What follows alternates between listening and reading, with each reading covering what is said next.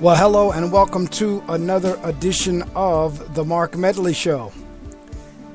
Today's episode is titled, "It's Easier to Fool People Than to Convince Them That They Have Been Fooled."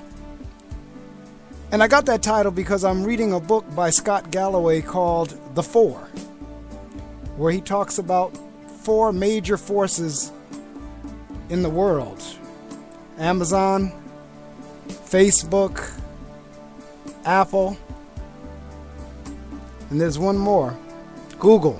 That's it. Amazon, Facebook, Apple, and Google. That's what the book The Four is written by, and the author is Scott Galloway, and that's one of the best business books that I have ever read in terms of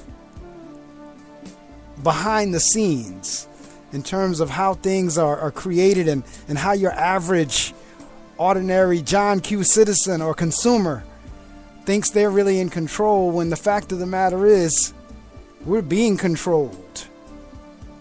And we don't even realize. As a matter of fact, in my undergrad years, that's why I majored in marketing, public relations, and advertising, because I love that whole psychological aspect of being able to drive folks to purchase or drive folks to do something from an advertising or a marketing perspective, and they not even really realize why they're doing what they're doing. They've heard some ad, they've seen or heard something that was said in so many instances, so many times, that when they get to the store, they don't even realize that they've somewhat been programmed. So as I'm reading this book, the author has that line in the book: it's easier to fool people than to convince them that they have been fooled. And when I heard that line, what came to mind is what's going on right here in the United States of America right now, in terms of who was elected president of the United States.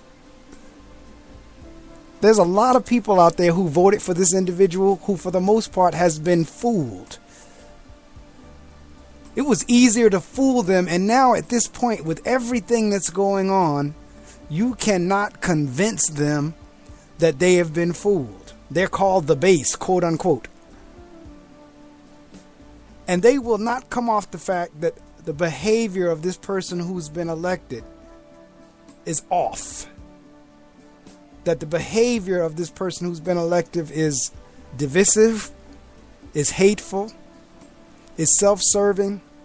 Matter of fact, it's just psychologically off. But you cannot now tell any of the so-called base and some of the folks who are not the base, who happen to have voted for him, that they've been fooled. Throughout the campaign, there was a lot of rhetoric going on, and yet very little of what was promised is coming to pass, at least in the way that it was promised. And some of those same folks who cast votes are going to be the same folks who will wind up being hurt as well. They think who's going to get hurt is someone who doesn't look like them or someone else, when the truth of the matter is they're in that same boat and that same bag, that when some of these cuts and deportations occur, they're going to be hit just as well. Some of these folks who've been fooled to think that America is going to be great again, America is going to go back to whenever there were slaves and when people of color knew their place and it was run by our Caucasian brothers and sisters. People think it's going to go back to that. Who think that coal is going to come back, they've been fooled. And there were many throughout the campaign who tried to warn the country, one being Mike Bloomberg. He made his very plain, very clear. And he runs in the same circles as the person who ultimately was elected. And he was very clear on the type of person that the person who was elected was. That he was a con artist. He was very clear on that. He was very good at fooling people. The whole university that had this person's name associated and attached with it, there were many who wound up suing him because the university, the so-called university, did not deliver as promised. It was a hoax. all smoke and mirrors. Many other initiatives that were put in place, the bankruptcies, the marriages, all were hoaxes. As a matter of fact, at least according to the latest book, Fire and Fury, the whole fact that the person ran for this particular position was a PR stunt or a hoax, according to the book. That the individual, had no intents on winning. Did not even really believe that he was going to win, but thought he would become more famous as a result of running for the office. So a lot of people out there were fooled, at least according to the electoral vote, because according to the popular vote, not as many people were fooled as one might believe. But according to the electoral process, a lot of people were fooled. So all of that came to mind whenever I saw that line in the book. It's easier to fool people than to convince them that they have been fooled.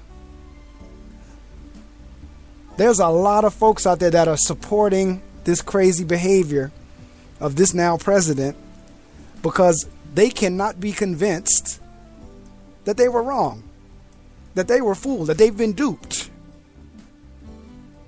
You cannot convince them, no matter how aberrant this behavior. Matter of fact, this candidate said if he were to stand on Fifth Avenue and shoot or kill someone, he would still be elected, or he would still be liked, still be loved, still be accepted.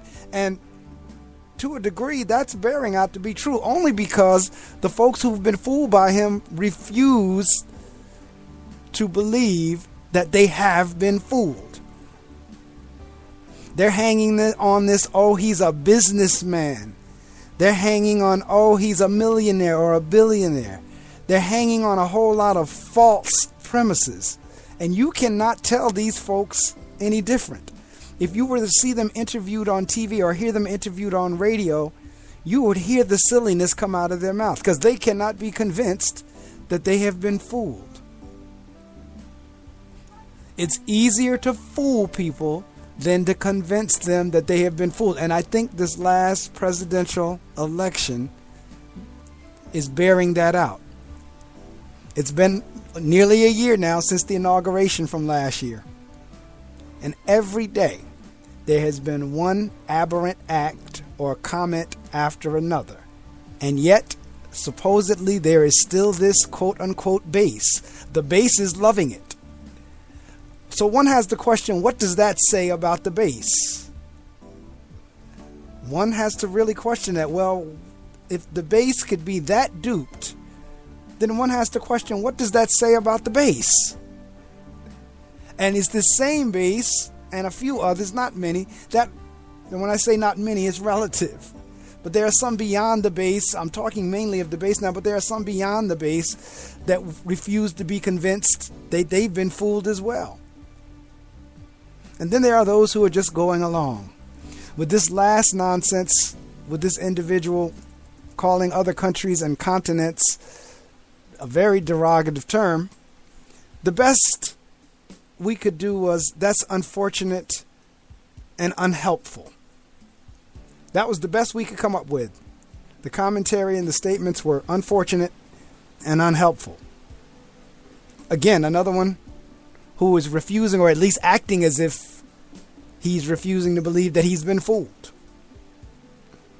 It's easier to fool people than to convince them that they have been fooled. No matter how much is going on, there are folks out there who refuse to be convinced that they've been duped, they've been tricked, they've been fooled. Other countries are seeing it, other leaders are seeing it. Folks who have any kind of vision, wherewithal, discernment at all, they understand, they get it.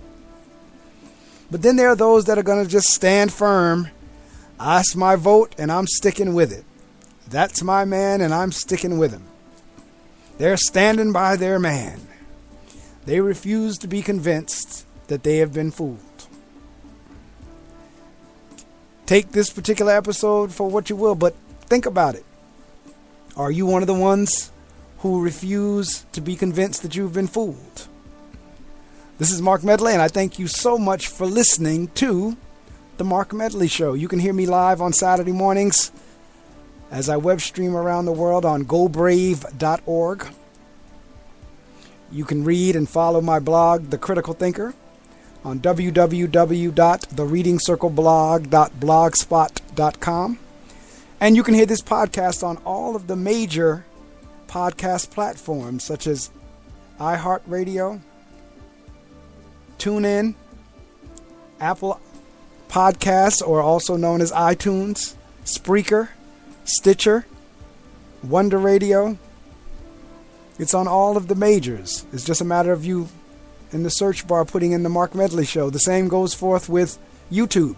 If you go to the YouTube search bar and put in my name with a C, M-A-R-C, last name Medley, M-E-D-L-E-Y, you can subscribe and follow my YouTube channel, and I encourage you and invite you to do so. As a matter of fact, I thank you in advance for doing so.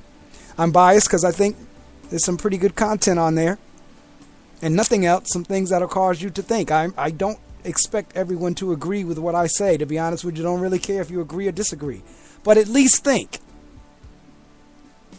It's easier to fool people than to convince them that they have been fooled.